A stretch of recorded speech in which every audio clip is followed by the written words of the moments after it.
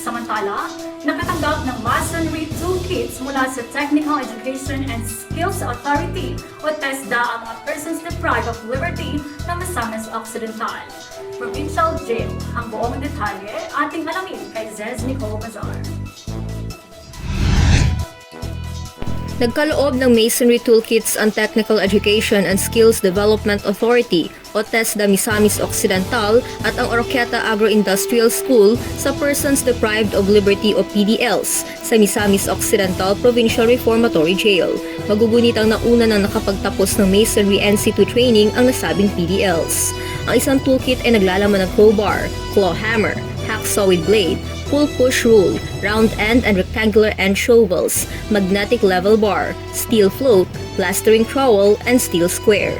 Magagamit ng PDLs ang natamo nilang kaalaman at kasanayan sa panahong makababalik na sila sa normal at malayang pamumuhay. Mula rito sa Oroquieta City, para sa Eagle News, says Nicole Bazar, will live in interesting times.